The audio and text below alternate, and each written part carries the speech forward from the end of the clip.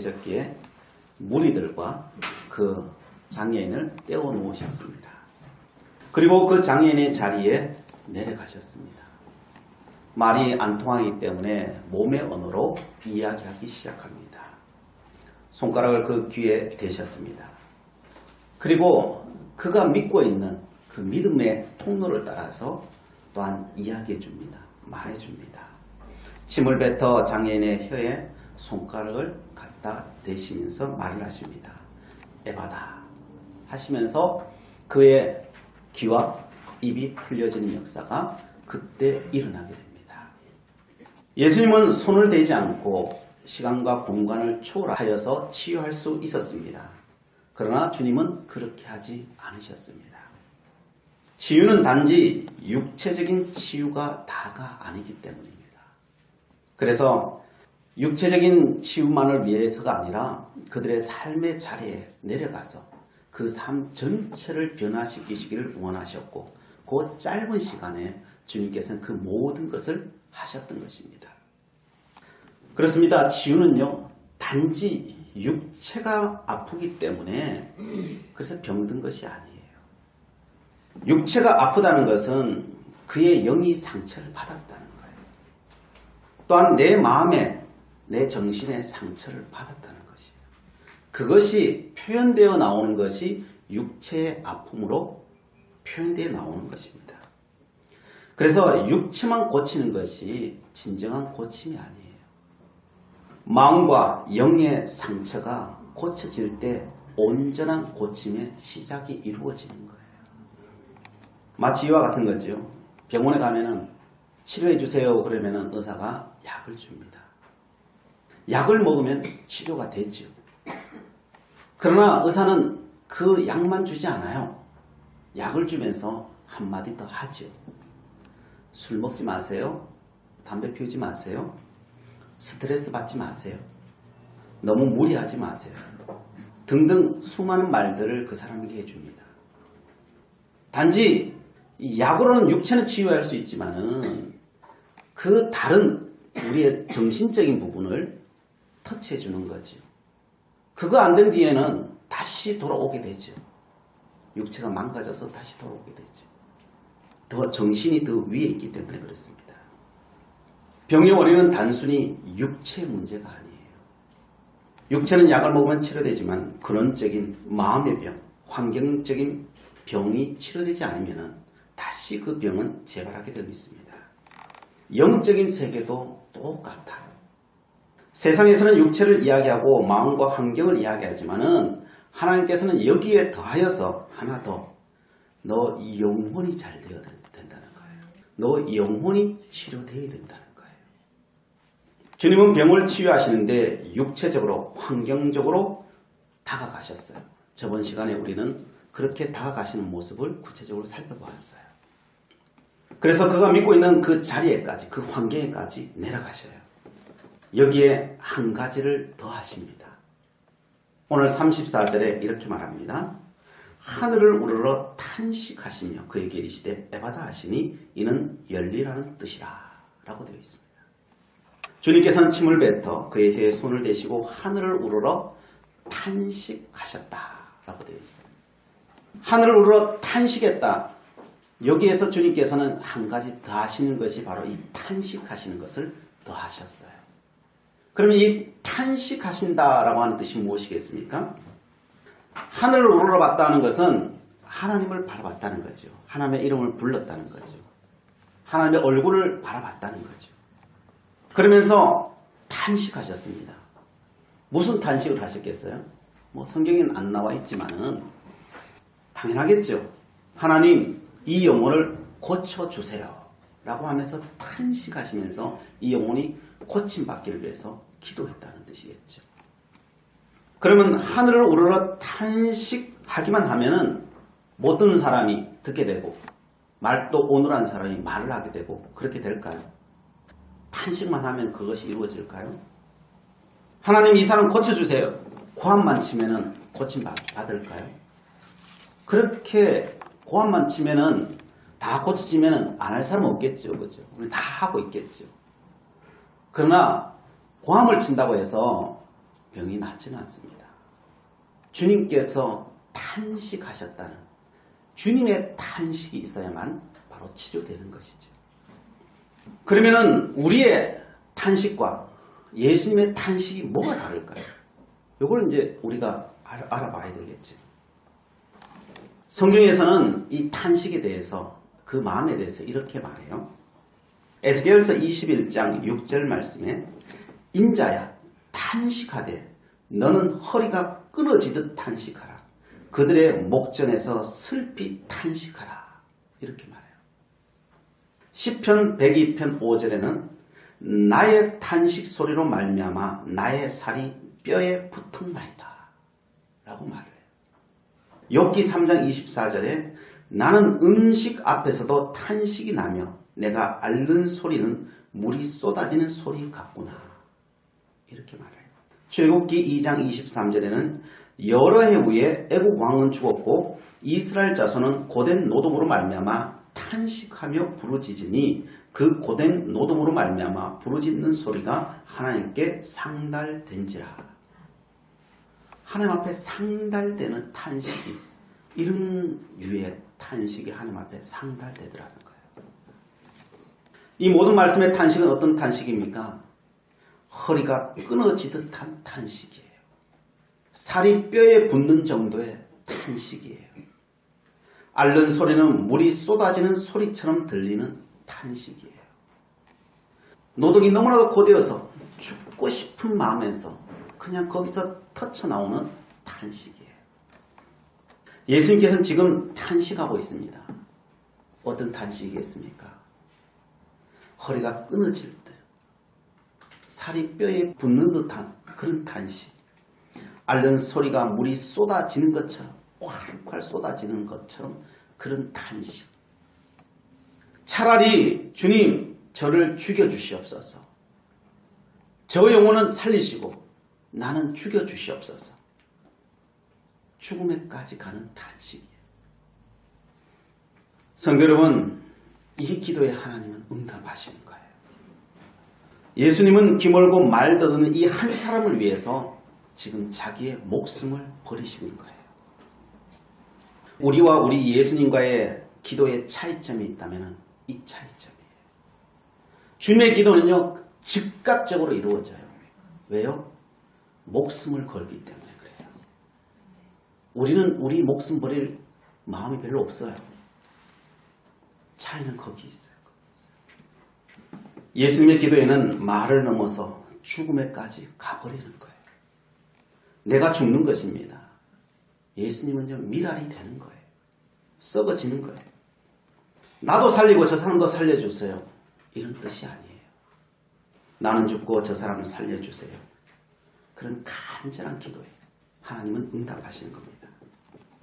말만 하는 게 아니에요. 정말 죽음의 자리까지 가버리는 거지. 예수님은 그래서 날마다 그 죽음을 느끼시며 살아가는 거예요. 죽음 앞에 살아가는 거예요. 죽음 앞에 살아가는 거예요.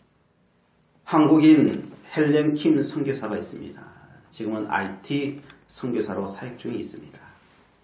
쓰나미로 부모 잃은 자녀들을 돌보고 사랑하고 하나님의 사랑을 증가하며 복음을 증가하며 살아가시는 여자 평신도 선교사입니다.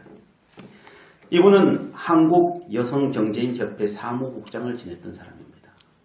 그리고 유엔본부에서 활동했던 정말 강인한 여성입니다. 그러던 중 하나님의 부르심을 받아 IT 평신도 선교사로 헌신하게 되었어요. 정말 조직을 잘하는 사람이에요. 조직을 만들고 이끌었던 사람이니까요. 얼마나 조직적이고 잘하겠어요. 그래서 선교지에 가서 정말 조직적으로 그 헐벗고 굶주린 아이들을 다 연결하고 그들 옆에서 돕는 거죠.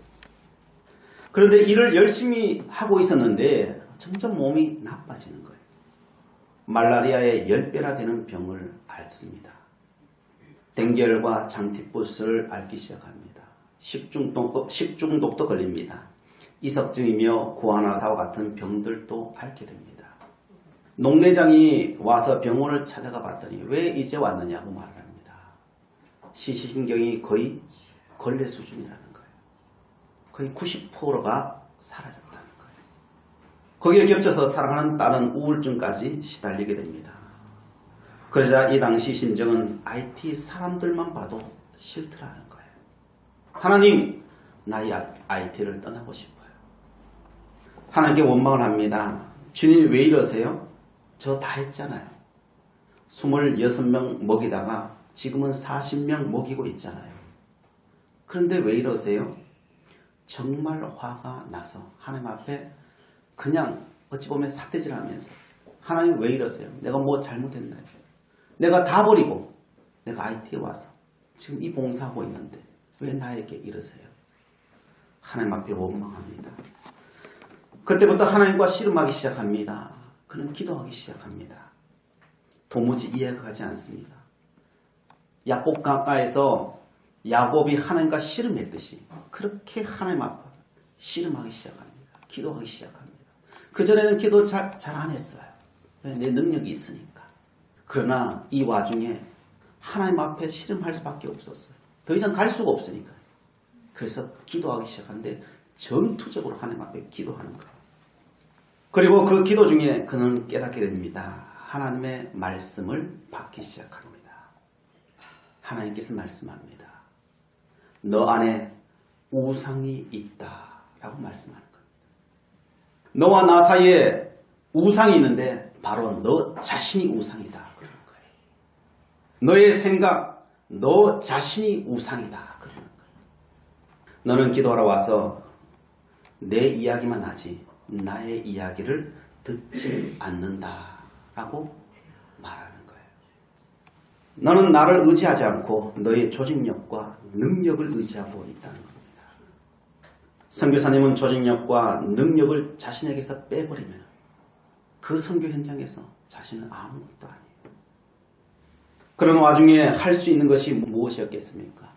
그는 고백합니다. 내가 할 수 있는 것은 하나님 앞에서 우는 것밖에 없더라는 거예요. 하나님 앞에 우는 것밖에 없어요. 하나님 도와주세요. 우는 것밖에 없어요. 그때 하나님께서 말씀을 주셨다는 거예요. 에스겔서 36장 26절의 말씀을 주셨습니다. 또 새 영을 너희 속에 두고 새 마음을 너희에게 주되 너희 육신에서 굳은 마음을 제거하고 부드러운 마음을 줄 것이며 이 말씀을 주시는 거예요. 야, 너의 심장이 너무 굳었어. 주님 말씀하는 거예요. 너에게 영혼에 대한 긍휼함을 주시겠다는 거예요. 예전에는 다른 나라의 어려운 사람들의 이야기를 들어도 그냥 남의 나라 이야기로 그냥 뭐 그렇거니 그냥 그렇게 생각이 드는 거예요. 아이들을 먹이고 입히지만은 그냥 율법적으로 그냥 조직적으로 그냥 그 아이들을 그냥 먹이고 입히는 거예요. 그러나 하나님의 새 영을 부어주시니까요. 굳은 마음이 부드러운 마음으로 바뀌더라는 거예요. 이제 남의 나라 뉴스를 통해서 이야기만 들어도 눈물이 주르르 나더라는 거예요. 그게 아픔으로 다가오더라는 거예요. 한 영혼을 두고 먹이고 입히지만 전과 다르더라는 거예요. 그 아이가 내 가슴 속에 들어오는 거예요. 조직으로 하지 않는 거예요. 그러면서 어떤 이야기가 들어오든지 그것이 내 안에 탄식이 되더라고요. 탄식이 되더라고요. 그래서 이런 고백이 흘러나옵니다. 하나님, 제가 죽겠습니다. 제가 순교하겠습니다. 제 피를 하나님 사업을 위해서 쓰십시오. 죽기까지 충성하겠습니다. 저를 받으시고 제 아이들을 살려주세요. 그 기도가 저절로 나오더라는 거예요. 그때 깨달음이 왔다는 거예요. 아, 하나님께서 다 치유해 주시겠구나. 하나님께서 다 회복해 주시겠구나. 하나님께서는 내 이 고백 받으시려고, 내 이 탄식 받으시려고 지금까지 나를 이렇게 몰아오셨구나 라고 하는 사실을 그는 고백하게 되었다는 것입니다. 그때부터 정말 감사의 눈물이 흘러나오더라는 거예요. 모든 근심이 다 사라지더라는 거예요. 이제는 문제는 문제가 아니더라는 거예요. 기쁨이 넘쳐나기 시작하더라는 거예요. 모든 환경은 변화된 건 아무것도 없는데 나는 변화되어 있더라는 거예요. 그때부터 치유가 일어나고 모든 문제는 해결되기 시작하더라는 거예요. 지금 우리는 탄식 이야기를 하는 중입니다. 탄식해라. 그런다고 탄식이 되는 게 아니에요. 탄식 또한 성령 하나님께서 허락하지 않으면 안 되는 거라는 거예요. 그걸 헬렌 킴 선교사님이 말하고 있는 거예요. 이 주님의 역사가 일어나려면 탄식하는 마음에 내 속에서 일어나야 되는데, 내가 영혼에 대한 긍휼한 마음이 있어야 되는데 내 속에 그게 있느냐는 거예요. 그런데 우리의 많은 사람들은 이 영혼에 대한 긍휼하심과 그 탄식이 잘 우러나오지 않아요. 뭐 어떤 때는 한 번씩 일어나기도 하겠죠. 그죠? 그게 지속되지가 잘 않아요. 하나님께서 정말 우리에게 받으시고자 하는 마음은 이 탄식하는 마음이에요. 이사야 66장 2절에 이렇게 말씀하십니다. 나 여호와가 말하노라. 내 손에 이 모든 것을 지었으므로 그들이 생겼느니라. 무릇 마음이 가난하고 심령에 통례하며 내 말을 듣고 떠는 자, 그 사람은 내가 돌보려니와 라고 말씀합니다. 정말 하나님이 돌보시는 자가 누구냐? 그 사람은 바로 마음이 가난하고 심령이 통례하고 하나님 말씀 앞에서 두려워 떠는 자, 내가 그 사람 돌본다는 거예요. 그 사람과 함께 한다는 거예요. 그 사람과 함께 이 땅을 치유하는 역사가 일어난다는 거예요. 박보영 목사님이라고 하시는 목사님 계십니다. 이분 앞에 가면 거의 모든 병이 치료가 돼요. 세상 사람이 안 된다고 하는 모든 암까지도 거의 다 치료가 돼요. 그 이유가 무엇이겠습니까? 그분은 그렇게 기도해요. 하나님, 내 생명을 거두어 가세요. 저 영혼에게 나의 생명을 주세요. 입으로 말로 하는 게 아니죠. 정말 하나님의 마음으로, 예수님의 마음으로, 미랄된 마음으로 정말 그 자리에서 죽어버리는 거예요. 그러니까 하나님께서 그 생명을 그 영혼에게 줘버리는 거예요. 목숨 걸고 기도하시는 거예요. 통회하는 마음이 그에게는 있기 때문에 그래요. 그는 성령의 사람이기 때문에 그래요. 사람의 마음으로 그렇게 할 수 있겠어요? 사람의 마음이 아니에요. 성령의 마음이에요. 예수님의 마음이에요. 그럼 우리는 어떻습니까? 우리는 가능성이 있을까요? 우리에겐 가능성이 있을까요? 가능성이 있어요. 기도하면 됩니다. 주님 앞에 나아가서 내가 지금 있는 이 모습 그대로 주님 앞에 내려놓고 시작하면 됩니다. 하나님께서는 마음이 가난하고 심령이 통회하고 하나님의 말씀 앞에 듣고 떠는 자를 돌보신다고 하셨으니 하나님, 나도 그렇게 되기를 원합니다. 나도 그렇게 되기를 원합니다. 그러나 지금 내 마음은 그렇게 잘 안 돼요. 주님. 그게 솔직한 내 상태예요. 하나님, 여기서부터 시작하기를 원합니다. 하나님, 주님께서 기름 부어 주시옵소서. 이 마음에 기름 부어주세요. 상하고 통회하는 심령을 나에게 허락해 주세요. 성령을 부어주세요. 라고 기도하는 거예요. 여기서 시작하면 됩니다. 왜냐하면요, 로마서 8장 26절에 이렇게 말씀하셔요. 이와 같이 성령도 우리의 연약함을 도우시나니 우리는 마땅히 기도할 바를 알지 못하나 오직 성령이 말할 수 없는 탄식으로 우리를 위하여 친히 간구하시느니라. 아멘. 사도 바울이 이 말을 기록할 때 수많은 사람들이 예수 믿는다고 하고 기도한다고 하는데 사람들이 기도할 줄 모른다는 거예요. 수많은 사람이 하나님을 부르짖지요. 그런데 하나님이 기뻐하시는 기도는 안 드린다는 거예요. 그래서 마땅히 기도할 바를 알지 못한다는 거예요. 당연히 그 기도해야 되는데 수많은 사람들은 자기의 욕심을 채우는 기도는 하지만 하나님이 기뻐하시는 기도는 안 한다는 거예요. 그래서 기도할 바를 모른다는 거예요. 그래서 오늘 또 성령께서 우리를 돕고 계시다는 거예요. 그리고 오직 성령이 말할 수 없는 탄식으로 우리를 위해 기도하고 계시다. 성령 하나님께서는요, 우리를 위해서 기도하시는데 목숨 걸고 기도하고 계시다는 거예요. 목숨 걸고 기도하죠. 그래서 소망이 있다면 나에게 소망이 있는 게 아니에요. 성령 하나님께 소망이 있는 거예요. 성령 하나님께서 오늘 또 나를 위해서 탄식하고 기도하고 계시기 때문에 우리가 오늘 또 숨쉬고 살아가고 있다면 내 능력과 힘이 아니에요. 성령 하나님께서 오늘도 죽을 영혼을 살려놓고 계시기 때문에 어떻게 해요? 탄식하며 살려놓으시기 때문에 내가 살아갈 뿐이에요. 사실은. 그래서 나에게 가능성이 있는 게 아니에요. 나에게 소망이 있는 게 아니에요. 성령께 소망이 있는 거예요. 그래서 성령 하나님께서는 무엇을 강구하고 계시느냐. 오늘 로마서 8장 27절 바로 뒷구절에 이렇게 말씀하십니다.